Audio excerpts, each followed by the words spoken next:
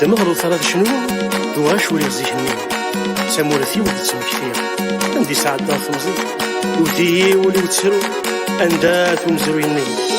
سيلا ضرومن فكايث مشهور ذميس صالدا يسمان انوايت سون سميس سيلا ضرومن فكايث مشهور ذميس صالدا يسمان انوايت سون سميس ذم زروي دهنان هاوين يتسون فريس ذم زروي دهنان هاوين يتسون فريس صالدا يصالدا صالدا يصالدا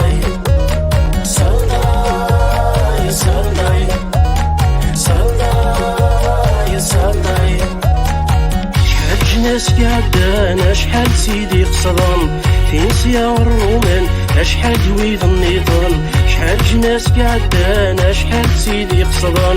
في نسيا والرومان شحال دويض النظام ثامر في مزيغان ورتن وزور ثران ثامر في مزيغان ورتن وزور ثران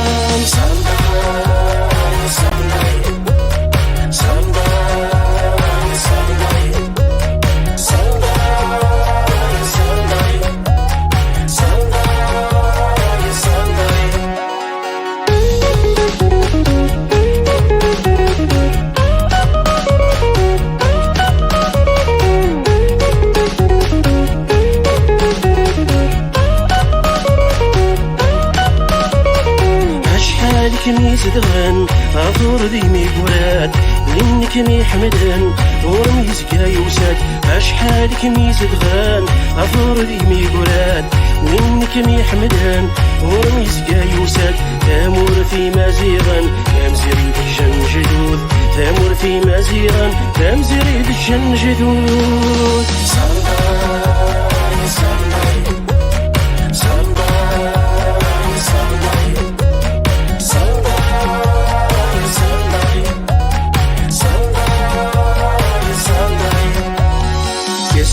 مثلي لها قولنا نتساويث شفيتها شمع تثوى ورمن وفات لويث السن مثلي لها قولنا نتساويث شفيتها شمع تثوى ورمن وفات لويث تامور في مزيغا ورتتساون يا عداون تامور في مزيغا ورتتساون يا عداون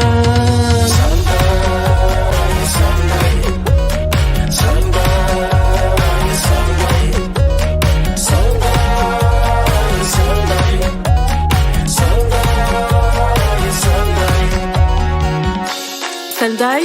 fut le nom de notre ville au temps des Romains, après l'éviction des Carthaginois. À ces civilisations s'ajoutèrent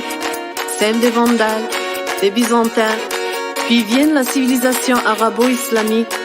3 dynasties se succédèrent en occurrence, Hammadites, Hafsides, El-Mouhad, et puis viennent les civilisations espagnoles, turques et françaises. Toute civilisation tentait d'effacer sa précédente en bâtissant sur les décombres des vestiges anciens.